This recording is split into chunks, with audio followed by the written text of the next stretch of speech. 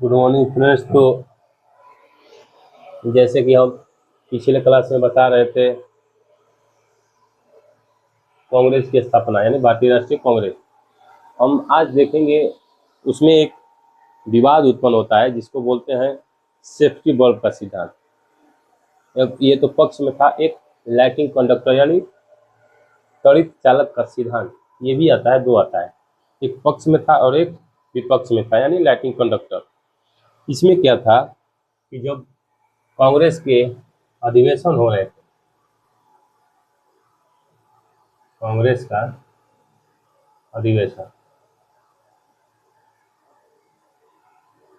हम अभी दो तीन को अधिवेशन देखेंगे, इसको हम एक अलग क्लास में देखेंगे कांग्रेस का अधिवेशन और कौन उसका अध्यक्ष रहा है, क्योंकि वो कभी कभी पूछता है कौन कब अध्यक्ष बना, कब नहीं बना, क्या क्या मेन पॉइंट रहा उसमें। तो उसको हम नेक्स्ट क्लास में देखेंगे और किसी क्लास में देखेंगे।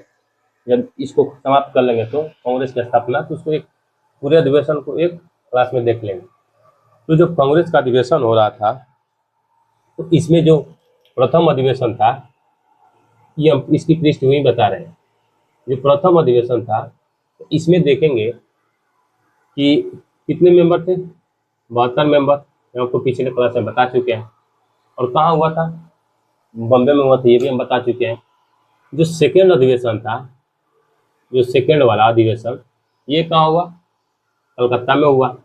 ये भी हम आपको बता चुके थे, ये हम बता चुके हैं, क्योंकि जब मांगे की गई थी उसी मांगे में बता दिया जाता है, नहीं जो अधिवेशन था उसी अधिवेशन में बता दिया जाता था कि अगला अधिवेशन कहाँ होना है, ये बता दिया जाता था पहले ही। तो जो सेकेंड अधिवेशन है कलकत्ता में, इसमें लगभग 404 मेंबर उपस्थित थे। कितने मेंबर, 404 मेंबर। और इसका जो स्वागत करता है, मान लीजिए कोई अधिवेशन होता है तो एक तरह से एक स्वागतकर्ता बुलाया जाता है।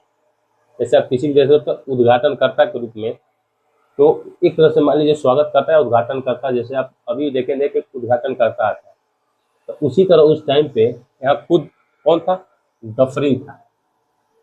डफरिन कौन था, लॉर्ड डफरिन। ये वायसराय भी था उस टाइम का, और ये स्वागत करता खुद था। अब ये क्यों स्वागत कर रहा है, भाई कांग्रेस का अधिवेशन हो रहा है तो इससे तो इसको घाटा होना चाहिए, लेकिन इसके मन में एक सोच आती है और यही सोच सेफ्टी बल्ब का सिद्धांत है। इसी सोच में इसको हम आगे देखेंगे कि क्या है ये, लेकिन इसका खुद का स्वागत किसने किया, डफरिन ने। जो थर्ड अधिवेशन हुआ, थर्ड वाला, वो कहाँ हुआ, मद्रास में। बदरुद्दीन तैयब जी प्रथम मुस्लिम अध्यक्ष बनते हैं। इसमें देखेंगे 600 मेंबर, 600 मेंबर इसमें उपस्थित होते हैं। और जो फोर्थ होगा, फोर्थ वो कहाँ होगा, इलाहाबाद में, इलाहाबाद।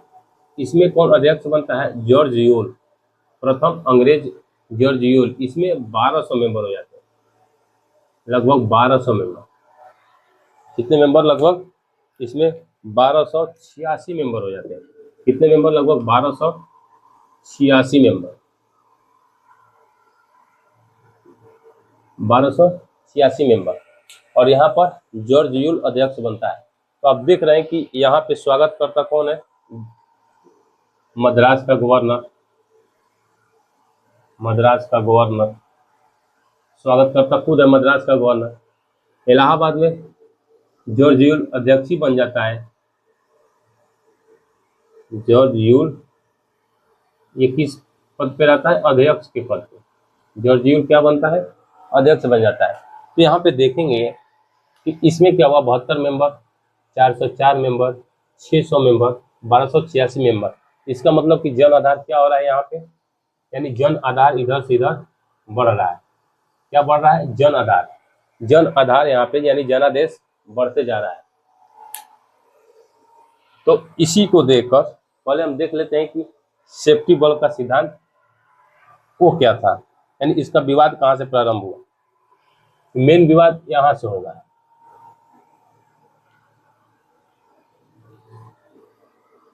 पहले हम एओ ह्यूम को देख लेते हैं। कुछ एओ ह्यूम के बारे में बता चुके कि स्कॉटलैंड के निवासी थे और ये क्या थे, सिविल सेवक थे। ये 1906 तक कांग्रेस के सचिव बनेंगे। कब तक? 1906 तक। इसके बाद इनकी मृत्यु हो जाती है। 1906 तक ये सचिव रहते हैं, जब तक जीते हैं तब तक। इसके बाद इनकी मृत्यु हो जाती है। और 1912 में जो पटना में अधिवेशन हुआ, आर.एन. मालुलकर के अध्यक्षता में, कौन थे? 1912 में जो पटना में हुआ उसमें आर.एन. मालुलकर थे अध्यक्ष। तो जब आर.एन. मालुलकर थे अध्यक्ष, उसी में इनको, किसको? एओ ह्यूम को कांग्रेस का पितामह घोषित किया गया है। कांग्रेस का पितामह किसको घोषित किया गया है? एओ ह्यूम को। किस अधिवेशन में? बांकीपुर अधिवेशन में। कब? 1912 में। और इनकी जीवनी किसने लिखी है? वेडरबर्न ने, विलियम वेडरबर्न। यहीं से आता है सेफ्टी वाल्व का सिद्धांत।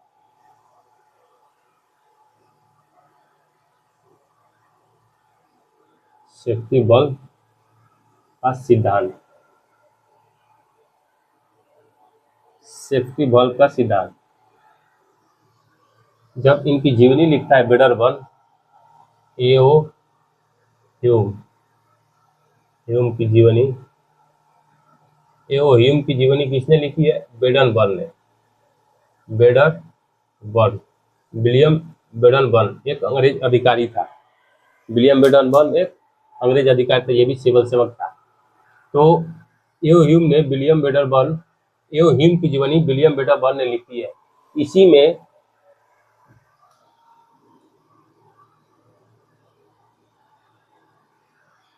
में एक शिमला मीटिंग का उल्लेख आता है। अब उसका पता कहाँ से चला कि इसमें शिमला मीटिंग का उल्लेख आता है? तो जब 1916 में देखेंगे, 1916 में लाला लाजपत राय ने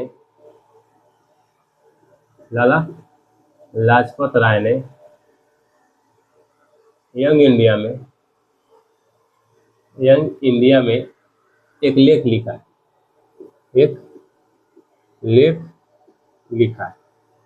यंग इंडिया में एक लेख प्रकाशित किया, यानी लेख यहाँ लिख लीजिए, प्रकाशित किया।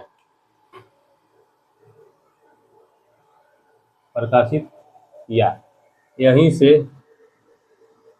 से सेफ्टी बल्ब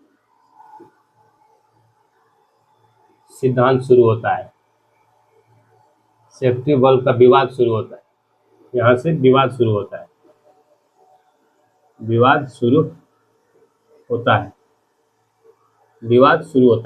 1916 में यह लाला लाजपत राय ने यंग इंडिया में एक लेख प्रकाशित किया। यहीं से सेफ्टी बल्ब का विवाद शुरू होता है। अब वो क्या था? जो इनकी जीवनी वेडरबर्न ने लिखी है, विलियम वेडरबर्न ने जो इनकी जीवनी लिखी है, इसको मिटा देता हूँ। इसमें एक शिमला मीटिंग का उल्लेख है, यानी एओ ह्यूम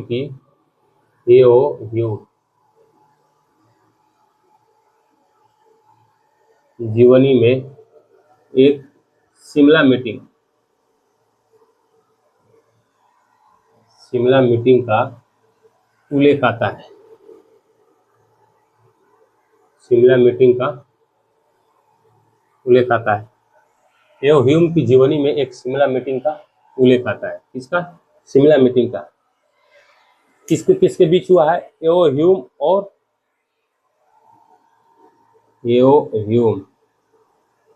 और प्लस डफरिन के बीच में, यानी वायसराय के बीच में। तो इसमें एओ ह्यूम प्लस डफरिन के बीच में, किसके बीच में? एक शिमला मीटिंग का उल्लेख आता है। तो एओ ह्यूम का जो एक शिमला मीटिंग है, इन्होंने वायसराय को 9 वॉल्यूम का एक एओ ह्यूम की जीवनी में एक शिमला मीटिंग का उल्लेख आता है। इसमें उन्होंने वायसराय को 9 वॉल्यूम का, इसमें एओ ह्यूम ने वायसराय को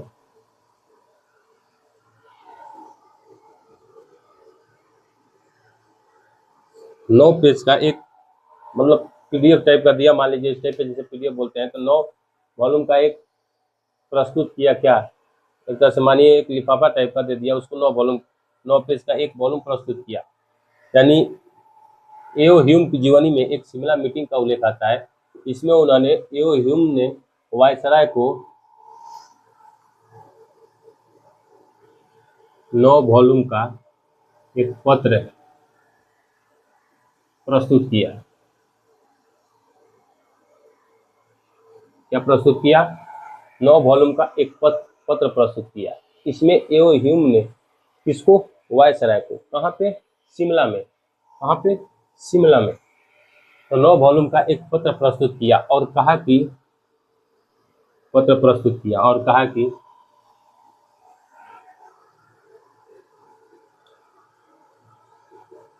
भारत में एक बड़ा आंदोलन हो सकता है। भारत में एक बड़ा आंदोलन हो सकता है क्योंकि जनता में आक्रोश है। क्योंकि जनता में आक्रोश है। ये 1857 में कहाँ थे? 1857 की क्रांति में 1857 की क्रांति में इटावा के चीफ मजिस्ट्रेट थे। ये इटावा के चीफ मजिस्ट्रेट थे, ये आपको बता चुके हैं। 1857 की क्रांति में ये इटावा के चीफ मजिस्ट्रेट थे। क्योंकि जनता में आक्रोश है, इन्होंने एक प्लान बनाया। उस प्लान में क्या था? ये इन्होंने एक प्लान बनाया कि क्यों ना भारतीयों को एक मंच दे दिया जाए, क्यों ना भारतीयों को एक मंच दे दिया जाए। तो डफरिन ने सोचा कि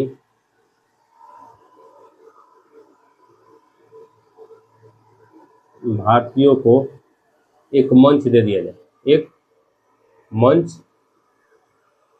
दे दिया जाए ताकि उससे उनका आक्रोश शांत रहे, उससे आक्रोश शांत हो जाए, आक्रोश क्या हो? शांत हो जाए, आक्रोश शांत हो जाए। उन्होंने सोचा कि भारतीय को एक मंच दे दिया जाए जिससे उनका आक्रोश क्या हो जाए? शांत हो जाए। जब इन्होंने ये बात तो पता चली किसको? लाला लाजपत राय को, तो यहीं से सेफ्टी वॉल्व का सिद्धांत शुरू होता है। क्योंकि एक तरह से यहाँ पे एक कमेंट होने लगा कि ये क्या है? एक डफरिन के दिमाग की उपज होने लगी। यहीं से लाला लाजपत राय ने कहा कि ये क्या है? डफरिन के दिमाग की उपज है। कांग्रेस को उन्होंने कटाक्ष किया कि ये डफरिन के दिमाग की उपज है। क्योंकि यहाँ पे देख रहा है, यहाँ से तो देखने से तो यही लग रहा है कि डफरिन ने ये चाहा कि क्यों ना भारतीयों को एक मंच दे दिया जाए जिससे उनका आक्रोश भी शांत हो जाए। तो ये क्या था? सेफ्टी वॉल्व का सिद्धांत था। यही क्या है? सेफ्टी वॉल्व है। सेफ्टी वॉल्व इसको क्यों कहा गया? क्योंकि जैसे आप देखेंगे कोई भी टंकी में, मान लीजिए पानी की टंकी है, पानी की टंकी जैसे ही फुल हो जाती है और जैसे ही आपको लगता है कि अब पाइप में अगर और ज़्यादा पानी डालेंगे, ये पाइप मान लीजिए क्या होगा? फट सकता है, ये पाइप फट सकता है।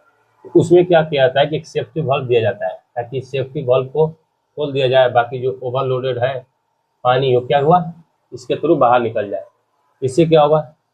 पाइप बच जाएगा, बाकी पानी इधर की तरफ फ्लो होता रहेगा। तो उसी तरह इसमें क्या किया गया? अंग्रेजों ने सोचा कि हम एक मंच दे देंगे, भारतीयों को एक मंच दे देंगे और बाकी हम अपने तरीके से शोषण करते रहेंगे। ताकि क्योंकि एक तरह से यहाँ भारतीयों को जो मेन नेता हैं उनको एक मंच दे दिया जाएगा, तो ये क्या करेंगे? उस मंच के थ्रू आवाज़ उठाएंगे। तो हम क्या करेंगे कि हम बस थोड़े से लोगों को कंट्रोल कर सकते हैं। हमको मान लीजिए कि पूरा एक गांव है, सपोज करिए उस गांव में 12 लोग हैं, उस गांव में 12 नेता हैं और मान लीजिए वो गांव में 5000 आबादी है, तो 5000 को कंट्रोल करना थोड़ा मुश्किल होगा। लेकिन अगर वो 5000 लोग 12 लोगों की बात मानते हैं तो उस पहले वो 12 लोगों को एक मंच दे दिया जाए ताकि उन 12 लोगों को क्या हो? कम से कम ये हो कि नहीं, हमको ब्रिटिश ने क्या किया? एक मंच दिया है। तो जो वो 12 लोग हैं, वो 12 लोग बाकी 5000 लोगों को कंट्रोल कर सकते हैं। तो डफरिन ने सोचा कि हम भारतीयों को एक मंच दे देंगे, तो उसमें क्या होगा? कुछ ही नेता को हमको कंट्रोल करना होगा, कुछ नेता कंट्रोल करेंगे, बाकी वो नेता खुद पूरा भारत को कंट्रोल कर लेंगे। यानी जिस एरिया में विद्रोह होगा उसको कंट्रोल कर लेंगे। तो ये था सेफ्टी वॉल्व का सिद्धांत। इसी के विपक्ष में आया, ये तो पक्ष में तर्क था, इसके विपक्ष में आया लाइटिंग कंडक्टर। इसी में आया लाइटिंग कंडक्टर का सिद्धांत, यानी त्वरित चालक का सिद्धांत।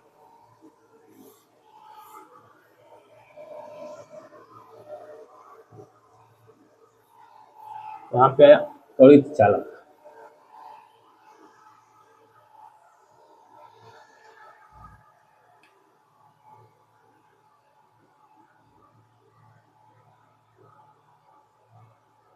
त्वरित चालक, त्वरित चालक का सिद्धांत। इसमें विरोध भी किया गया है, इसका ये जो बात कही गई है इसका विरोध भी इसी में आएगा, इसीलिए इसको बोलते हैं विपक्ष में ये तर्क है। वो पक्ष में तर्क था, शिमला मीटिंग का उल्लेख था, 9 वॉल्यूम का एक पत्र प्रस्तुत किया वायसराय के सामने। इसमें क्या कहा गया, इसी में लाला लाजपत राय ने कहा कि एलेन ऑक्टेवियन ह्यूम के अनेक कार्य भारत में किए, यानी अनेक सुधार किए। एलेन ऑक्टेवियन, लाला लाजपत राय ने, लाला लाजपत राय ने कहा कि पहले देखिए, पहले उसमें क्या था, इन्होंने खुद कहा कि ये डफरिन के दिमाग की उपज है, क्योंकि एओ ह्यूम ने वायसराय का एक शिमला मीटिंग का उल्लेख है, उसमें इसका जो सेफ्टी बल्ब का विवाद हुआ वहां शुरू हुआ शिमला मीटिंग से। लेकिन इसमें उन्होंने क्या कहा कि लाला लाजपत राय ने कहा कि एओ ह्यूम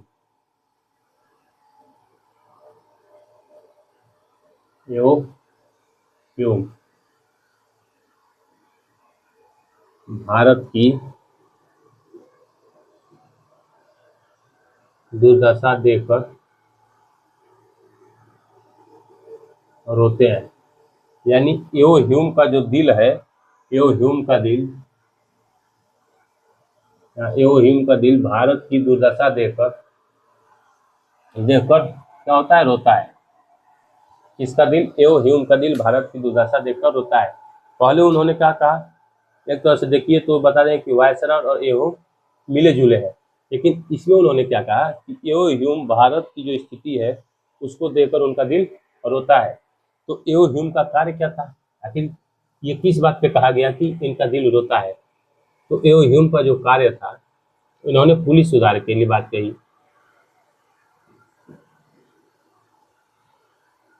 इन्होंने क्या कहा, पुलिस सुधार, यानी एक तरह से प्रशासनिक सुधार। इन्होंने क्या किया कि एक तरह से पुलिस सुधार या मद्य निषेध लागू करना। पुलिस सुधार, मद्य निषेध, शिक्षा का प्रसार करना, यानी जो समाचार पत्र पत्रिकाएं हैं, यानी पत्र का प्रकाशन स्थानीय भाषा में, पत्र का प्रकाशन स्थानीय भाषा में, पत्र का प्रकाशन स्थानीय भाषा में, यानी पुलिस सुधार हो, मद्य निषेध हो, शिक्षा का प्रसार हो, पत्र का प्रकाशन स्थानीय भाषा में हो, आदि का इन्होंने क्या किया, कार्य किया। इसके बाद इन्होंने शिकारी ग्रंथि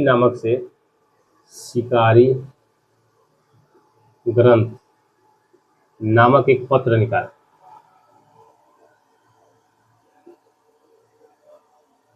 शिकारी ग्रंथ नामक एक पत्र निकाला। जब शिकारी ग्रंथ नामक एक पत्र निकाला, इसीलिए इनको भारत पक्षी का जनक कहा जाता है। भारत में पक्षियों का जनक, भारत में पक्षियों का जनक कहा जाता है। भारत में पक्षियों का जनक कहा जाता है किसको, एओ ह्यूम को। तो इन्होंने शिकारी ग्रंथ नामक एक पत्र निकाला था, भारत में पक्षियों के जनक कहा जाता है। इसके बाद इन्होंने क्या किया, पहले तो पुलिस सुधार किया, मद्य निषेध किया, शिक्षा का प्रसार किया। इसके बाद इन्होंने ऐसा क्या किया कि लाला लाजपत राय को लगा कि ये हिम का दिल भारत के लिए रोता है, तो इसमें इन्होंने क्या किया, 1882 में इन्होंने एक हिंदुस्तानी नामक पत्र निकाला। हिंदुस्तानी नामक पत्र निकाला किसने? एलन ऑक्टेवियम ह्यूम ने।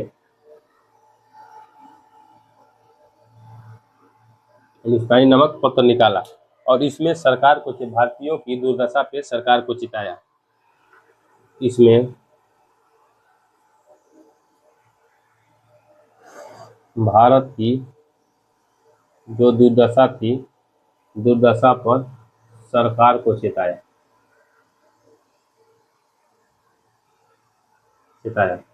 सरकार को चिताया। और इसमें क्या कहा गया, इन्होंने भारतीयों को देश के प्रति यानी राष्ट्र के प्रति क्या किया, उजागर किया, यानी उनके मन में एक भावना पैदा की, यानी देश संघर्ष के प्रति इन्होंने एक भावना पैदा किया और भारतीय लोगों को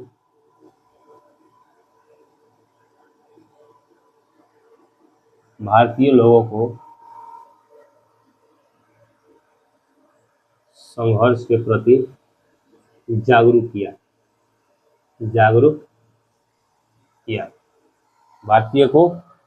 भारतीय लोगों को संघर्ष के प्रति जागरूक किया।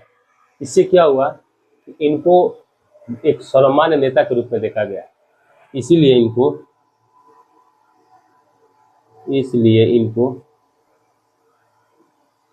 सर्वमान्य नेता के रूप में देखा गया।